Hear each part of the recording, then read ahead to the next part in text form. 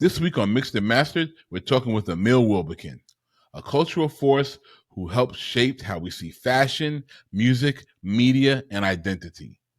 From leading Vibe magazine to becoming an editor-in-chief at Giant Magazine and a New York Times best-selling author, Emil's career has spanned everything from BET, Essence, Afropunk, and beyond.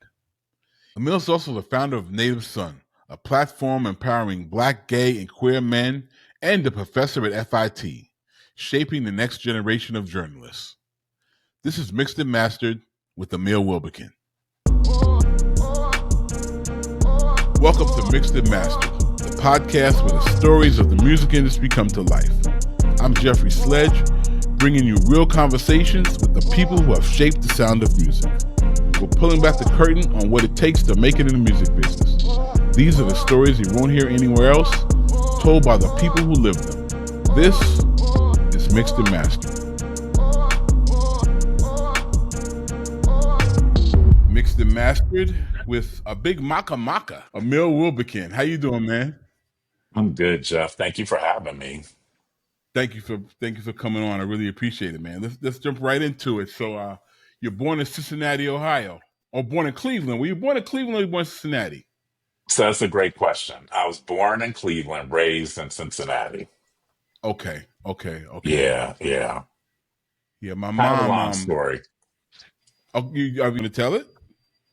Well, so I was adopted. So I was born in Cleveland, and then my Okay. adopted parents came from Cincinnati to adopt me there. So I have a lot of love for Cleveland, but I was raised most of my life in Cincinnati. Got it. Yeah, my Yeah. mom's side is from Kentucky. So I would go Okay. down there in Yeah. the summers to see her, and we'd come up as a kid. We'd go to Kings Island or Kings, the Kings music park? Island. Yes. Yeah. I've been there. It's a great amusement park. That would be the It highlight is. of our summer. Yep, Yeah, exactly. We might have crossed paths as kids and not even known it, you know? exactly. You know. So I was reading you got into the fashion side of things very early. As a teen, I guess, kind of figured out that was one of your big passions. You wanted to talk to me a little bit about that. So I have to give credit where credit is due. My interest in fashion solely was inspired by my mom. My Okay. mom was, my mother she had her undergrad and her master's in music. She was the minister of music at our church.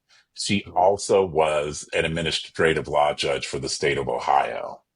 Wow. So my Anne had her doctorate in psychology. Like my mother was Damn. gangster. She's But serious. my mother from Des Moines, Iowa, met and married my dad in New York. So my mother dressed like a New York woman, like even back in Cincinnati. So she would go to work and have on like a Halston red ultra suede wrap dress with like knee-high boots, big sunglasses, a wig, and Yeah. a mink coat on her shoulders. Like she was killing it. So I almost didn't have a choice. Like, this is how Yeah. my mom's was dressing all the time. And even if she was dropping me off at school, she would have on like a nightgown and put a mink coat over it and have like this Wow. sparkly hat with red lipstick and big Christian Dior glasses. The kids in Cincinnati thought my mom was crazy. They She was were just fly. like, she was fly, but they don't know what fly is there like that. Yeah. So a lot of my interest came from my mom, right?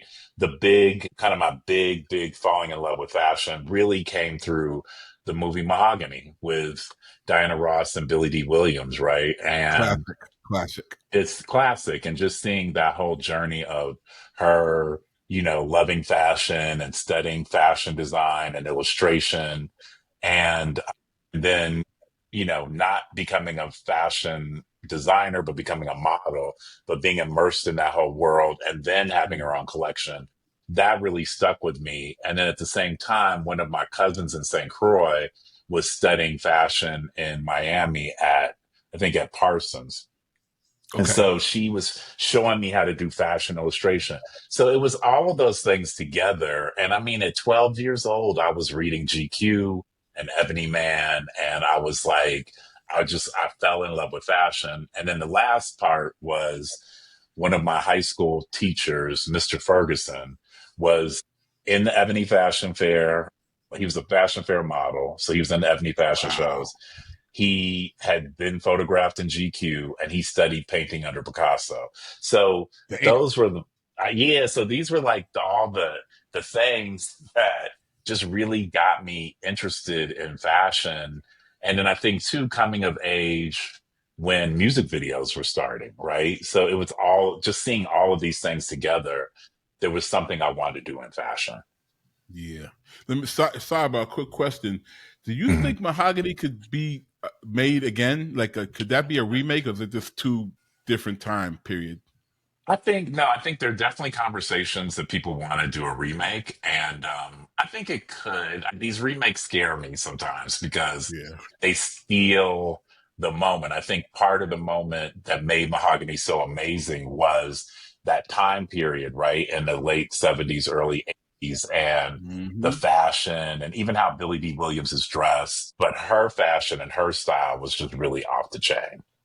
Yeah, I agree. I agree. And Yeah, kind of Mahogany kind of exposing the European side of things and how yeah, it's kind of weird and stuff. Like we know that a lot more now, but back then that right. was like seeing another planet. It was like, oh, we didn't even Oh know yeah. they got down like that. And the It was interesting, racism and man. all that. The race, Yeah, exactly, the racism and all that stuff. Yeah, it was interesting, man. So but tell I me don't know about if I want to. Well, wait, I don't want to know if I no, want to no, see go ahead, go ahead. Mahogany as an influencer. You know what I mean? That was my point. Like, see, it would change, and it would be that. It would, Right. and that's why I'm like, but they got a million viewers, followers on Twitter. I don't know if Yeah. that's not what this was. It's not what that No. was. So No. yeah, we're on the same page. We're both proud HBU grads. I went to Yes. Morgan. You went to Yes. Yes. Hampton. That's right. Tell me about. HBCU. Now you said I saw you said when you went, it was still HI. No, no, no. So I think the year before I went is when it shifted. Oh, okay, okay. So Jeff, what you're going to learn about me on this podcast is most of my influences from my family. That's great. My That's great. Yeah, no, it's great. So my dad went to Hampton. My older brother went to Hampton. I basically come from a Wow. Hampton family. I was the eighth person in my family to go to Hampton. So So my you're a aunt went, legacy. You're a legacy oh, kid. I'm super legacy. My uncle was head of ROTC. My aunt met her husband, my uncle there. It Wow. just, I'm like, so when I was growing up, like we would go to Hampton for like my father's, graduation anniversaries. When my brother went, I would go and we would drop him off. So always Mhm. going down there to pick him up. So I was raised in a super Hampton family. And there was a joke that my mother would say, because my mother, she went to Drake in Des Moines. So she's like, Okay. I'm mad. I missed my HBCU experience, but her sister went to Hampton, right? So she would say, you can go wherever you want, any school you want in the country, in the world.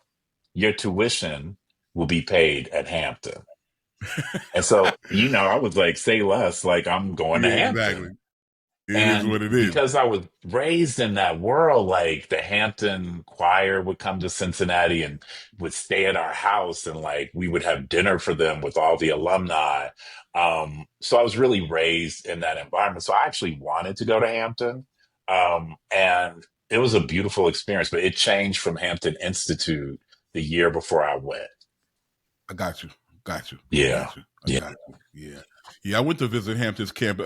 Two two of my best friends went there, and this Mhm. girl I dated in high school went there. So I went there one time, and I liked it. It was but it was very interesting because your that camp is very isolated. Yeah. Like it's very kind That of in its own world kind of thing. and in the country, right? So Yeah.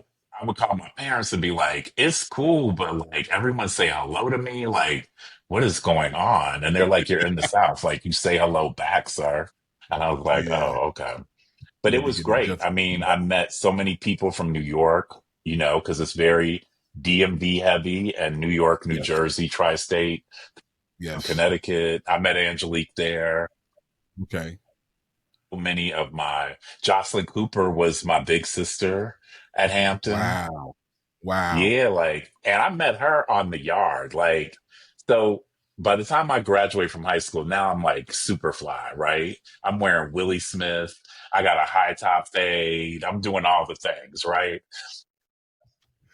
So Jocelyn Cooper walks up on me on the campus and is like, "Where are you from?" And I was like, "Cincinnati," like with an attitude. And she was like, "There's no way you're from Cincinnati dressed as fly." And I was like, "I'm from Cincinnati, Ohio." And from that minute on, she's like, "I'm your big sister." And she took me under her Wow. wing. That's Yeah. beautiful. That's beautiful. And I read that when after you graduated, you spent a little time. You did the school newspaper, correct? In Hampton, were you part of the school newspaper? Yeah. Yeah. So I was in the Yeah. mass media arts department. So the fashion thing kind of got killed because my parents, both my parents were lawyers. Oh, My that. father was also an architectural engineer. So they were like, the fashion thing, we're not so big on that. Traditional Black family, Caribbean family, they're like, you need to do something practical. Mm-hmm. So I ended up studying mass media arts. And so Hampton has one of the best, now it's the Scripps Howard School. They have one of the best mass media arts and communications schools at a Okay. HBCU, them and Howard. And so I studied that. I became the editor of the school paper. And I figured that through internships at the Cincinnati Enquirer, people were like, you should probably go into magazines because you like fashion and style and culture. Mm-hmm. Newspapers and fires and board meetings and all that may not be your thing. And then I Yeah. realized never thought about, like, I've been reading GQ, like I said, since I was a kid. I never thought about, oh, I could actually do that as a job. That So could I work really there. leaned into that. When I graduated, I was editor of the school paper. I was official fly boy at that point, and my goal was to move to New York. And that was, as a kid, I wanted to live in New York because I would just see it on TV and go to family Yeah. reunions and think about fashion. Everything was in New York. And then you spent a little time in London before grad school, correct? Yeah. So my goal was like, how do I get to New York? So I applied for jobs. So I was interviewing at Condé Nast, at Vogue, and I was interviewing at Rolling Stone and Newsweek and all these places.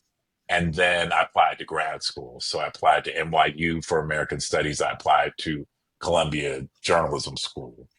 So I get into Columbia, but I was so busy focusing on trying to get to New York that I didn't have a plan for, like, oh, I got into grad school. I don't have anything to do for the summer. So Mm. as I said, my father's from St. Croix, my mother's from Des Moines, Iowa. You gonna work. This ain't no, what they call a skip year, jump year, whatever it is. Yeah, Like, yeah, no, yeah, you yeah, gonna work. So I found an internship program through Boston University where you could study British media and advertising in London and intern at a magazine. So I got the internship, which was great. Wow. And Jeff, Wow. let me tell you something, because you're a music person, a culture Yes. person. This is the Batman rave summer. This is the summer when Soul to Soul is at its height. And that I'm in London at that moment in time. So it's like, it's cool to be Black. And it's like all these raves and ecstasy and all this stuff. And Yeah. that's the summer that I was Everybody dressed in fly, you know? fly. I mean, it was crazy. And then the Afrocentric thing was happening with hip Mm-hmm. hop. So it was a really, really great time to be in London. So I studied there.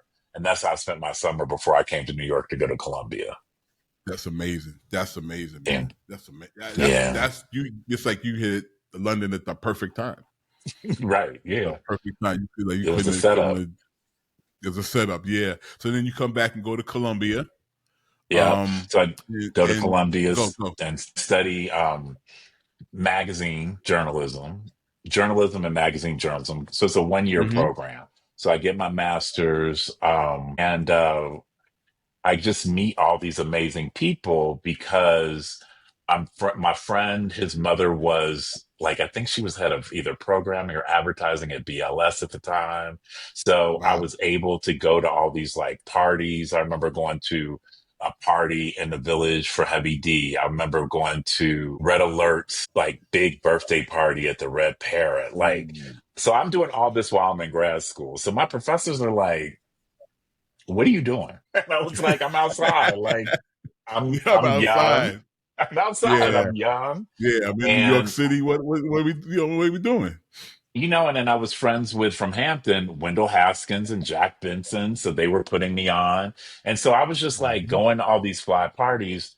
And so I had a cultural affairs reporting professor named Samuel G. Friedman. He's still at Columbia. He said, "Why don't you write about hip hop?" He's like, "You're going to all these parties. Like, why don't you write about it?"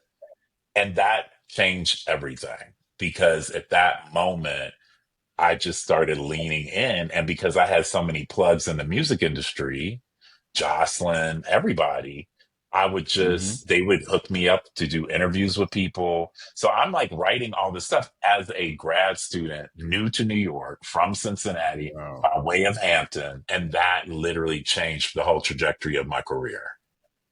That's incredible, man. That's you've been in the right places. You've like been in the right place at the right time. It kind of keeps Yeah.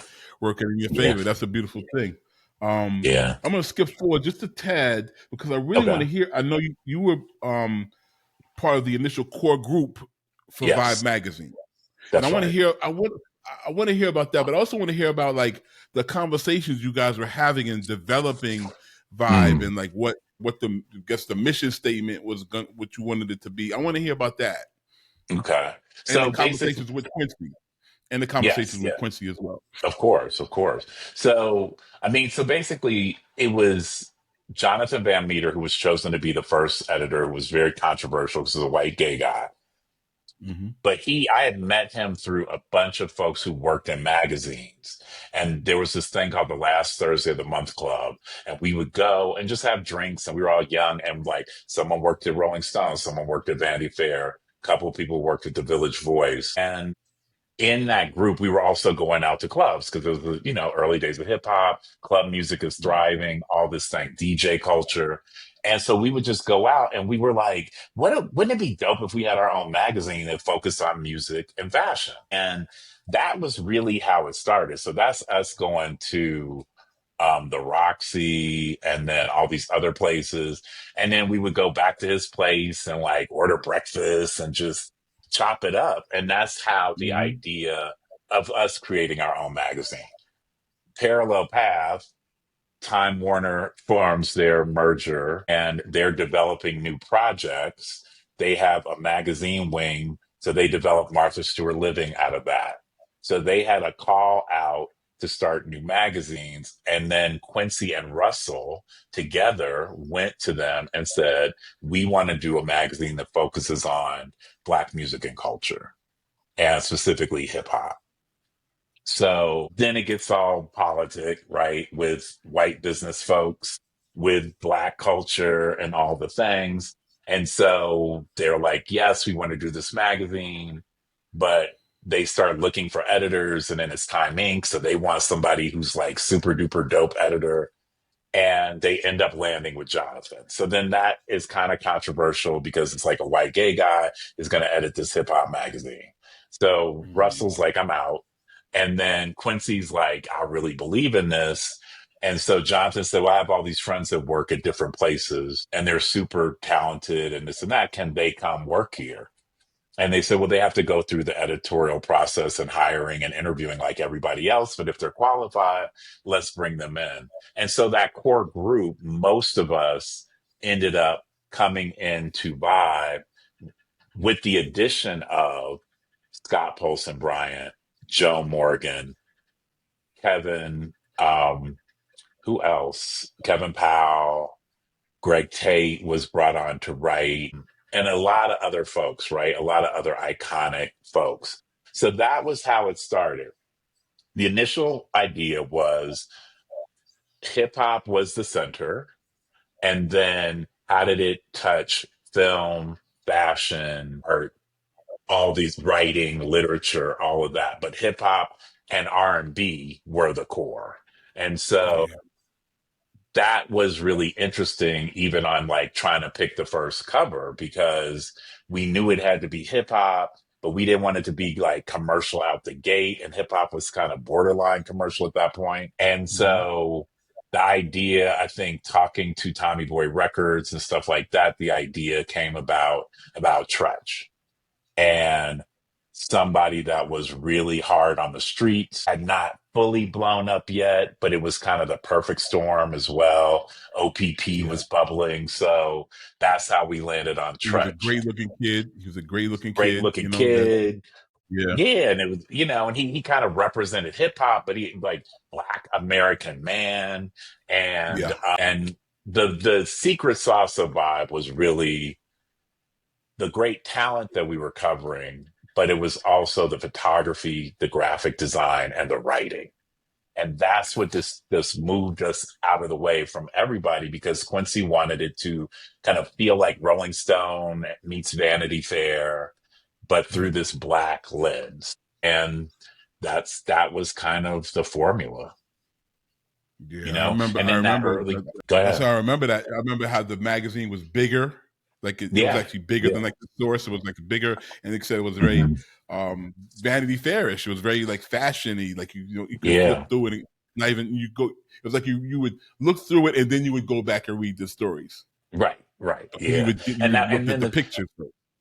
And the thing is, the great writing, a lot of that was taken from the work that was done at the Village Voice with Greg Tate and with Joan. Scott was writing there. So many brilliant Barry Michael Cooper, like all these amazing writers. And so having that type of sensibility with the writing and then really bringing in like new writers and just kind of having something that was different, including dancehall reggae into it, underground club music.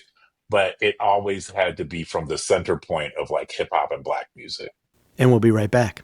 Ready to launch your podcast? Merrick Studios offers comprehensive services, from concept development and seamless production to strategic marketing and monetization. Let your story take the mic. Visit merrickcreative.com/studios and let's get to work. Master the art of lyricism with Pendulum Inc., the first school for rap. Learn elite techniques through immersive lessons, real-world exercises, and guidance from hip-hop icons. This is where MCs sharpen their skills and glow boldly on the mic. Ready to level up? Visit penduluminc.com and start your journey today. And now, back to our show. So now I read that you were the fashion person when it first started. And then No. you had, am I wrong? Okay. Correct me. So I started, so this is fun. This is going to be funny. I started as the news editor. I was really, because I've gone to Columbia and I had been writing for like the New York Times, Chicago Tribune, AP. I was really into like news. So in Okay. the very first issue, I did the front of the book news section and the back of the book news section. And then me and my right time, Lisa Cambridge sends over a cassette tape of What's the 411? And I get it. Mm. And I had like a little mini boombox. And I am running through the office playing it so loud for anybody to listen. I was like, I don't know who this woman is. I don't know what this is, but I've never heard anything this amazing before in my life. Yeah. And everybody was like, you're right. And we ended up, they were like, right. And at the time, Scott Poston Bryant was doing the new talent section. So he assigned it to John Morgan to do Mary for the very, very first in the next section. And something happened where Joan and Mary, they couldn't do it on the same day. And I got to Okay. do it. Okay. And so I got to interview Mary. We bonded, and everybody was like, she don't like nobody and she loves you. Like, what is going on? And we just bonded. And so when we launched the magazine, so that was the first issue, then we had like all this testing and consumer marketing and stuff. When we launched the magazine, they asked me to be the next editor. Yeah, I So was that, about to say Mary's reputation back then was like you said, she didn't like nobody. She was trying to fight. She was trying to fight people. You know what I'm saying? Like she was. So it's incredible that you connected with her like that, because she was a rough cookie back then. yeah. You know. Okay. We got it. It's cool. Okay. She was a tough cookie back then. You know. Yeah. And so it really, so then that changed my whole trajectory as well, because I then became the new talent editor. So when I'm new talent editor editing the next section, I did everybody, Maxwell before he had a record deal, right? Usher, Brandy, SWV, Destiny's Child, Outkast, all of those Wow. people I wrote.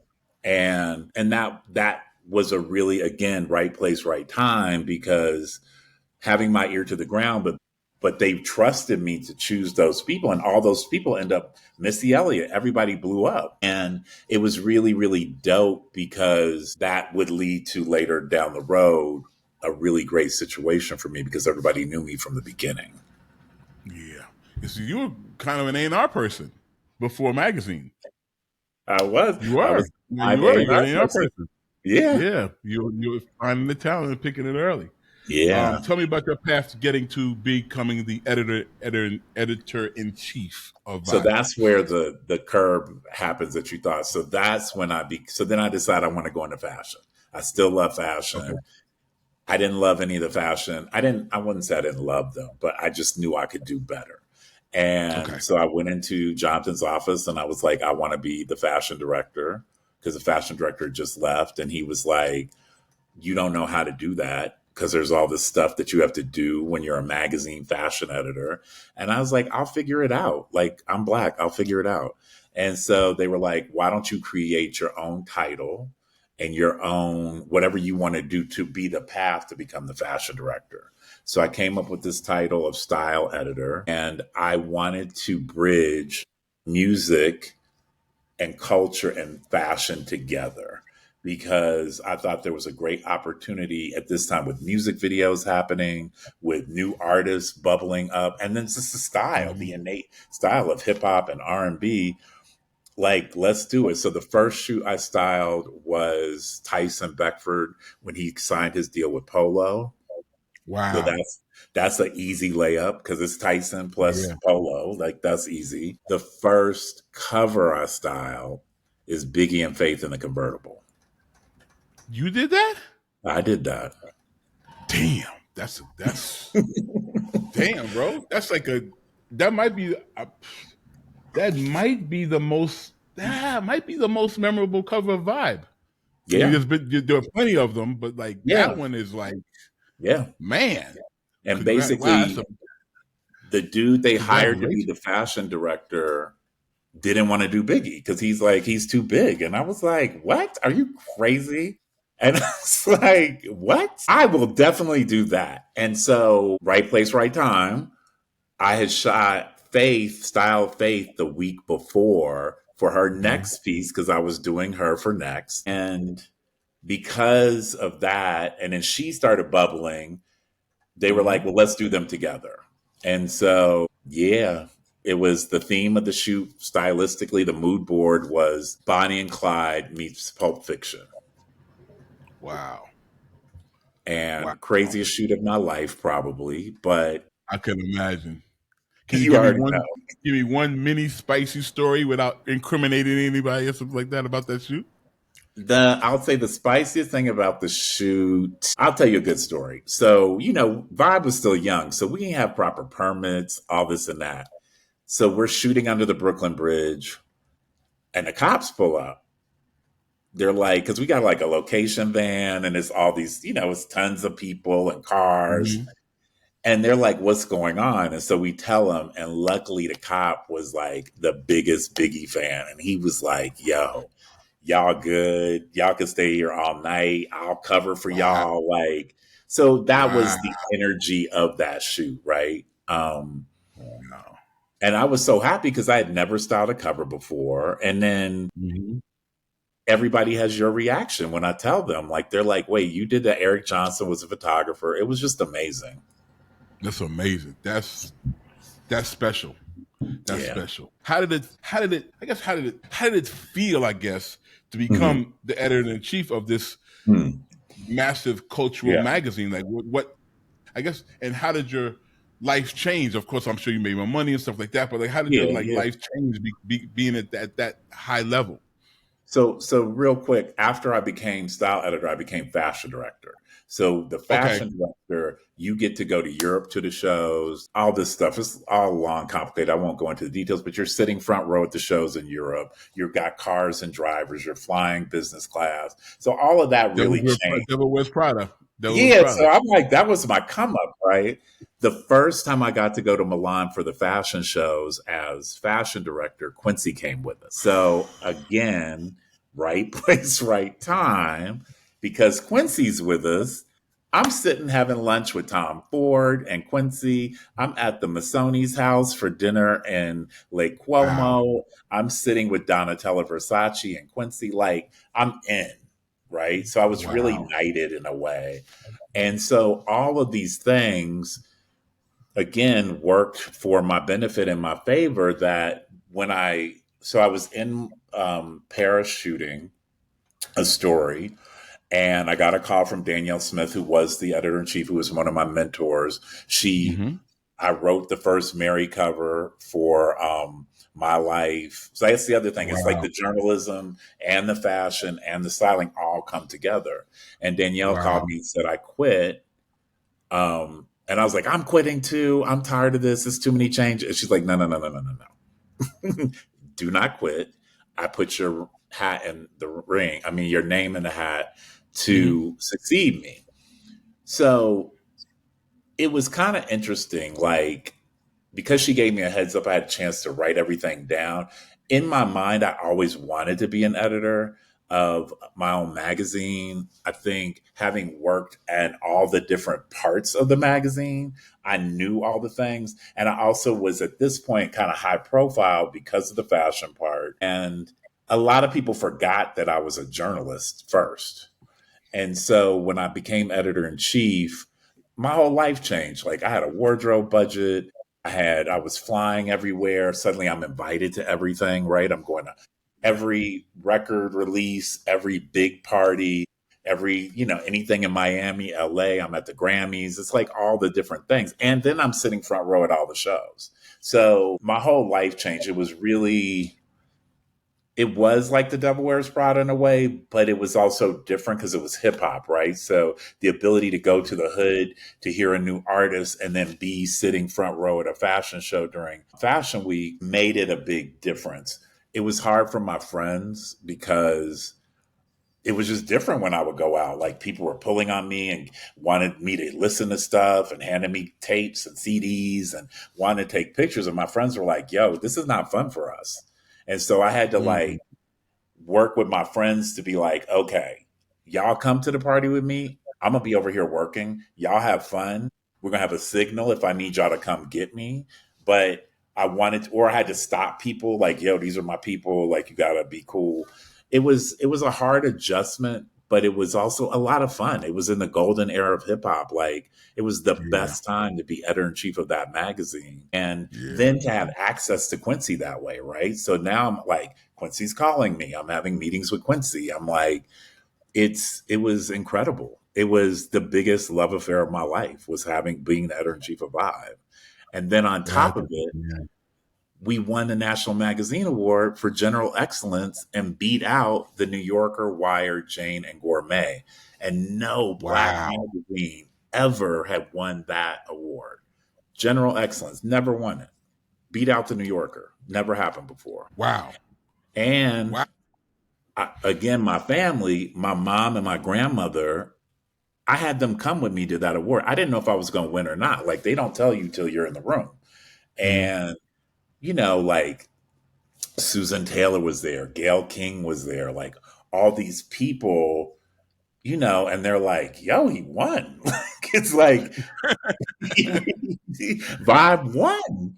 You made And like the Beyonce face, like at the Grammys, like what? right. Yes, it was definitely the Beyonce face of the Grammy. And so, yeah, so it was, I mean, it's, I'm so grateful for the opportunity, but also to be able to lift up Black people, Black music, Black culture, Black style, Black joy in a way that we had never seen before. It was amazing. That's incredible. Wow. I always wanted to ask you that. Like, how does it feel to be at like that rare air? It's gotta Mm. just be, for lack of a better term, just a mind Yeah. fuck. Just to be all these people coming at you and people calling you, and it's just must be like a lot to process. It was a lot to process. And the biggest thing is that I didn't really have a lot of role models who had been editor in chiefs of magazines that could tell me. So a lot of it, it was run and gun, right? It's like Yeah. you're dealing with all these power broker music label heads, because at that time it was really, really bad. And then you're also dealing with like these fashion houses, you're dealing with heads of film companies and TV divisions and a lot of advertising stuff. And then you have to keep it real too, right? Like you can't get Yeah. too fwa because the streets ain't gonna like that. And so Yeah. it was a lot of pressure. It was a lot of pressure, but it was Yeah. It was fun. It's funny because before talking about it, it's kind of like also reminds me a bit of Mahogany, like how yeah, she went to Paris and just got Italy, or she just kind of got caught up in that world. And yeah, like you said, unlike you, she didn't. Then she had to go back home to yeah, Chicago and be regular again. It was kind of just right. Yeah. yeah. That's familiar. But I So think the difference then you go is on. Go you ahead. had to stay real. You had to stay home in it because of hip hop. Like hip hop not gonna let you get True. too Dom Perignon, because it's like, Yeah.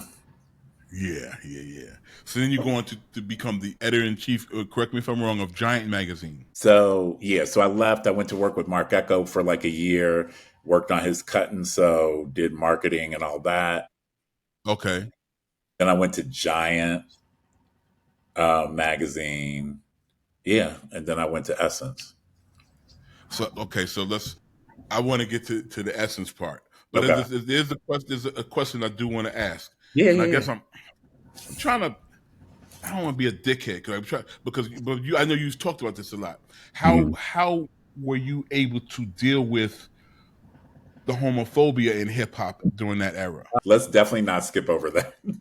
Yeah, I didn't want to skip. I got it on my list. I was like, I got to Yeah, talk to yeah. him about this because So, it's such a thing. okay, so this was the other part. So I'm openly gay. So that's the thing. So, Fine. but becoming editor in chief, like that was when I'm processing, like, I'm like, yo, are people going to come after me because of that? Like, is it going to be cool? So it was this weird thing of like, and I just recently started talking about this. I was always afraid that somebody was going to hurt me, that somebody was going to attack. I was always like looking over my shoulder because I didn't know, right? The other part was it was a really great opportunity for me as an openly Black gay man to educate the community. So there were moments where I'd be in the studio with artists and they would play the music and it would be like these crazy lyrics that were homophobic and misogynistic and stuff like that. And I was sitting there and I'm like, yeah, nah, that's not okay, y'all. It's not okay. And I will say this to the credit of some of the A&Rs, some of the label heads, some of the artists listening and having that conversation with me changed culture. Right. And it wasn't always easy. Break that down how it changed culture. I want to hear that. Well, because first of all, there's a whole bunch of Black gay men in the music industry and women. Right. And I knew who they were. That was also in the whole DL, Who's the Gay Rapper, Wendy Williams, all that stuff was going on. And so that witch hunt made it even more crazy. And for me to be sitting in the seat of power and to be the person deciding who's on the cover, who's in the pages of the magazine, blah, blah, it changed the power dynamic. Right. And so when I heard people rhyming about beating up faggots' asses and and all this stuff, or killing women and crazy stuff, and then to say, y'all, let's have a conversation around this. Let me tell you why this is fucked up. Right. Let me tell you why we're not going to kill each other as Black people. And some people were having it, some people weren't. There were fights on set sometimes and disagreements about people thought I was trying to make them look gay. And that, I think a lot of the articles that we did about DL culture, about HIV and AIDS, about aggressive lesbian culture, trans artists, all that stuff, this was way back then. Right. So this is all the stuff now that's like normal. We talk about all this stuff now. We identify people by their pronouns. We're fighting for our trans sisters. But this is stuff that I was doing in the 90s, right? Yeah, 30 years ago. Right. So I think that's how it helped shift and change culture because, Billy Porter tells the story now of when he was in Next and was scared to do the shoot with Vibe because he thought it was going to be homophobic. And then when I show up at the set, he's like exhales and then thought he was going to do all the most. I was like, brother, trust me, you're going to look fly. And so that stuff means something. Kevin Aviance, right? Featured on Renaissance, all this and that, was in Vibe because of me, right? And so that's what I mean. It's like I'm grateful that I had the foresight to push for all of that stuff early so that we then have language that we can understand diversity, equity, inclusion within the Black community and all our intersections. Yeah. That's I mean, I don't know if fortunate is the right term, but like coming up, I grew up in this big apartment building, 12 floors, 12 apartments per floor. And it was, plus the block. So there were gay kids around. In fact, the woman who used to take care of me at the school, one of her sons. So I never tripped. I never tripped. Right. But I know that I'm an anomaly. Right. In hip hop, I'm very much an anomaly. So I always wanted to ask you how you dealt with that. Yeah, and there were people that really had my back and really covered me, right? And I will say, and two people I will call out specifically, Kevin Liles would meet with me at least once a month to make sure I was good, mentally, emotionally, psychologically. Wow. He was like, and there was no real agenda. He's like, I can push my artists, but you got music editors and I'm going to send you the stuff. Julie will send you the stuff, all the things. But are you good? Right. And the other person, Sylvia Rome, would do that too. And so between those two and Quincy, people have my back. And I think they knew it wasn't easy. It wasn't. Yeah. I remember, having a fight, an argument on the phone with Chris Lighty because he said I was trying to out Q-Tip one time. And I was like, what are you talking about? And he's like, nah, but you put him on the cover in this article. I said, but Chris, did you read the article? And he said, I hadn't read the article. I said, bruh, get off my phone, read the article, call me back. Yeah. But those are the things that I was dealing with on top of everything else. Yeah. Wow. I'm glad there was a support system there for you though, Yeah. No, I'm grateful. Tell me about Essence. All right. So, I've been working on my own. I've been working at these smaller magazines and publications. And Angela Burnt Murray was the editor-in-chief of Essence. When I went there, she went to Hampton. So we would be judging at the National Magazine Awards. And then we would just be talking about like Chris Brown and Rihanna and just different things. And like, I have my ear to the ground and she's like Black middle-class woman working at Essence and living in New Jersey with her husband and two kids. So I'm like, here's what's going on the streets. So she was like, would you consider coming to Essence? And I was like, let me think about that. I was like, so what's the deal? And she's like, well, you would come and oversee the website because we need somebody that understands the younger culture, younger women, what they're into, music, all the things. And you have the pedigree and the knowledge. And I thought about it and I thought, you know what? It's a legacy brand. It's a brand, obviously, I grew up with. One of my first writing pieces was in Ebony. It was in Essence under Harriet Cole. Okay.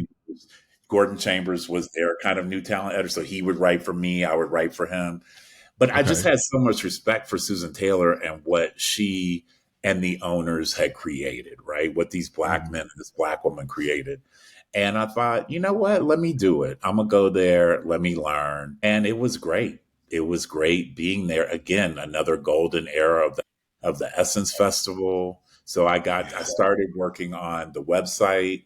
We did 3 makeovers of the website, redesigns. I'm the one that launched their Twitter account and their Instagram accounts because that was happening at that time and they weren't on. Okay. Let's go. Black women are over indexing on Twitter. Let's get it. Yeah. All of that. That exactly. And so I did that stuff. And then they realized I had all the talent connections. So they were like, would you consider moving to the magazine? And I was like, what's the role? So Mickey Taylor had just left and they needed someone to book the covers and oversee all the covers, but also to manage celebrity relationships across the brand. So that included the magazine, the covers, exclusives for the website, work on the festival, work on Black women in music and Black women in Hollywood. So I was like, let's go. It was wonderful, right? And Michelle Ebanks was really my mentor there and really took me under her wing and taught me so much about business, which then enabled me to, once I left Essence, to build my own business and my own brand. Wow. Okay. Now, so you went to India, did a little Eat, Pray, Love in India. Eat, Pray, Love in India. Eat, Pray, Love in India. How long were you in India? I was there for 6 weeks. That's a nice run. My Indian friends are like, we can't believe you stayed there that long. But it was transformative, and it was a moment that I needed just a readjustment in my life. And I got it there, and I came back and was a new person. Well, just give me a little bit like this. What was it like in India? Like I've never been. Like, how was it? India is very. My Indian friends say this, so no one will attack me. They say it's very confronting, the culture and the environment there. So it is very, very rich, and it's very, very poor. And the poverty is abject poverty. Like, it's nothing you've ever even can imagine in New York, right? Or in the US. And so it's walking between those worlds, but it's also deeply spiritual. So I don't know, it's almost like being in a movie, bro. It's like, it's so beautiful. The culture's so old. The history's so old. They know who they are. And it's very family oriented, but then it's the music, the culture, the colors, the fashion. People are like doing big technology. Like, all this stuff is really happening there. So it was just really, for me, it was like seeing the world through a different lens and reminding myself that I could do whatever I wanted to do. Right. I just had to really dream. Yeah. And when you get back from India, again, correct me if I got the timeline wrong, you work at Afropunk? So I started Native Son, and then I go work at Afropunk. And so then I was at Afropunk from 2018 to 2020, and then COVID hit, and then that was the end of Afropunk. Yeah. Afropunk was great. It was great. I went in 2018. It was in Brooklyn. It was crazy. I was like, this is crazy. This is amazing. Yeah. And it's just great to organize a community who loved punk music, who loved rock and roll, who loved Black music and Black culture, and were freedom fighters, right? And about equity and inclusion and diversity before all of that was the thing, around the globe, right? So we were Brooklyn, London, Paris, Atlanta, Johannesburg. And I would get to go to all those spaces. So then to be with Black people in all those spaces in 1 year was amazing. It's incredible. That's crazy. Tell me about Native Son. So Native Son, I'm in India. I'm trying to figure out what I'm going to do. And I thought about all the Black, gay, and now you say queer men who came before me that didn't have the privilege to live out and be who they authentically were. A lot of them who died during the AIDS crisis. And then I could be like editor-in-chief of Vibe, right, as a Black gay man. And so I thought what I learned at Essence was seeing Black women support other Black women. I wanted something like that for my community, and that didn't exist. So I kind of took like what I learned at Essence, what I learned at Vibe, what I learned at Afropunk, and used all of that, the marketing, the organizing, the principles, the mission of it, the visuals, and created on Instagram this Native Son platform and calling it, inspiration and empowerment for Black, gay, and queer men. And I mean, it has just grown. Like, we are 9 years old, and we just had our awards. We honored Coleman Domingo, Paul Tazewell, who just won the Tony and the Oscar for Wicked, Derek Adams, Dr. David Johns, Phil Wilson, all these men, right? We had Duran Bernard perform, and it was amazing. Anna Wintour surprised Coleman Domingo with his award. Billboard. Right. But we had 3.6 billion media impressions. Damn. So it's a thing. It's a thing. And it's a about to thing. be a real thing. I'm about to say, I know about you about to ratchet it up even further. Yesterday's price ain't today's price. So, but to think that there's a community out there that didn't feel seen, that didn't know kind of who they are, and had to hide in the closet for safety and for their lives, that now they don't have to do that, and that it could be this big. It's a blessing, man. It's a blessing. That's great. Now, did you do something with the Met Gala this year? Were you involved with the... We did like a brunch the day before where we invited all these Black queer influencers and stylists and stuff like that. And then I still write too. Like I still write for different magazines and stuff like that. I'm really focused on telling amazing Black stories and amplifying them and supporting and uplifting Black creativity and culture and our history. And now it's coming full circle. You're a professor at FIT. I'm a professor at FIT. And that's crazy. Listen, I'm West Indian, 10 jobs. Man. But I teach journalism. I teach magazine feature writing, public relations work. I'm full-time faculty. I have 4 classes. I have like 80 students. I'm there 3 days a week, and I love it. I love being around young people, and I learn stuff from them. They learn stuff from me. Mm-hmm. There's not a lot of Black professors there. And in academia across the industry, like I think less than 3%. So what's happening, which is kind of cool, is most of my students are POC or LGBTQ, and they feel safe with me. I bring in other Black and people of color professionals and media to talk to them, and they love it. That's dope, man. So tell me what's next. I'm in Mexico City writing a book, and that's the next big thing is, I've never written my own book. I've done forewords for people and other things. So I'm doing that. It's hard because it's a lot of stories that people don't know about my journey, about my life. So I'm going to bare my soul. And I think it's important because, again, I just want to keep inspiring the next generations. Yeah. Yo, I really appreciate it. This was good. This was good. I learned a lot. Even though I researched, I still kept learning shit as we kept talking. Research, though. You had good research. Yeah. I always like to research. I don't like to.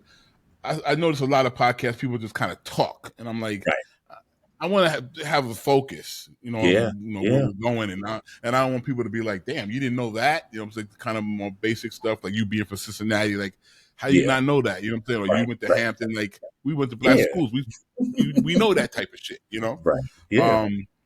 Got 2 things. Give me one more spicy story, and then I got 2 or 3 quick shot questions. If again, don't incriminate nobody, don't hurt, nobody like that. It could be anything.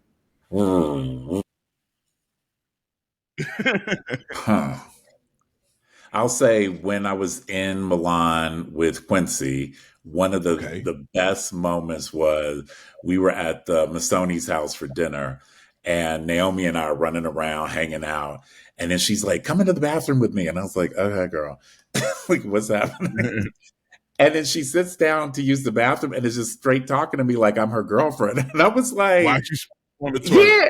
Yeah. And I was like, this is crazy and will definitely be in the book. I mean, it's silly, but it's a little spicy. Yeah, okay, that's cool. Okay, then these are the 3 quick burns, and then we're done. Give me your 1 or 2 of your favorite artists of all time. Ooh, okay. I'm going to say Mary J. Blige. Okay. Like, my life to me is undisputable, right? Cover to cover, undisputable. So I'm going to, hands down, 10 toes down, Mary J. Blige is 1. Okay. Wow. Can we say Quincy's an artist? You can say anything. It's your call. It's your list. I'm going to say Quincy because what I think is amazing about Quincy is his ear, right? To think about, soundtracks for movies, to think about We Are the World, to think about Michael Jackson, to think about his own Q's Juke Joint, all those, I mean, everything that he's touched, right? From Sarah Vaughan to Ray Charles to Tamia, right?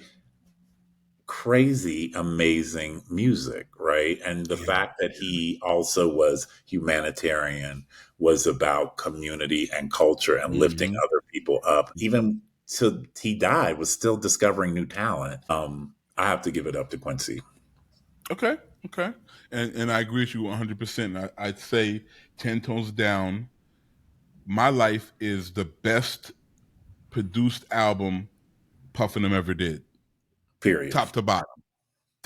You know, and there's great. They did a lot of great albums. Yeah. But top to bottom, that's my pinnacle. Like this is the best thing they ever put together. Yeah. Give me one or two of your favorite authors. Well, James Baldwin. So Native Son is named after James Baldwin's Notes of a Native Son. So that was his first collection of essays. That's the type of book I'm working on, is a collection of essays. So kind of inspired. James Baldwin to me for sure. And then I'm going to say Maya Angelou. Okay. Yeah. Who quietly lived in Harlem, and a lot of people didn't know that.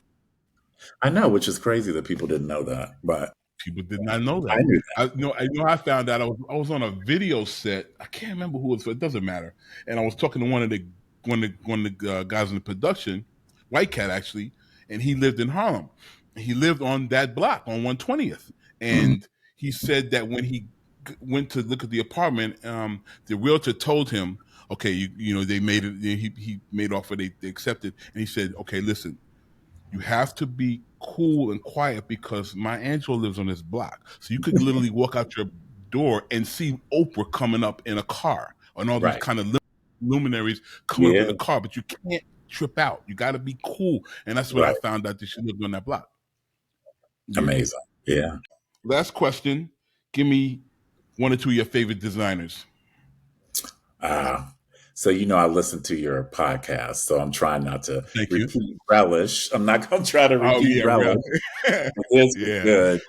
So I'm going to steal one of his, which was Tom Ford. I think Tom Ford, you know, just the pinnacle of luxury, understands the assignment, understands how to create something and make it go viral, basically. I would say Coco Chanel, because to create something that was really created for women, by women, like by a woman, for women, but to grow it out of that era, like post Nazi Germany and all this and that, and really grow her own brand as a woman, and the way that it stands up now. Yeah, I would say her. And then third, trying to think of who I want to crown for the last one. Okay. I'm going to say Virgil Abloh. And I'm going to say Virgil Abloh because that brother just, I mean, the fact that he could take fashion and culture and art and commerce and put it all together. And the fact that it took them so long to even get to Pharrell to replace, because they were like, who do we get that can understand this assignment? Yeah. You got to give it up for Virgil Abloh. And to be the first Black designer, the head of creative director of a, you know, European fashion brand like that. That was absolutely big. I still marvel at how he did so much in such a short period of time. Incredible. Really incredible. He was doing OV, he was doing the Nike stuff, he did Off-White, he was DJing. It's like, how did you do this stuff, bro? Here. Thank you. Yeah. Thank you, man. I appreciate that. Brother. Yes. I really enjoyed that. Good. Thank you, Jeff, for having me.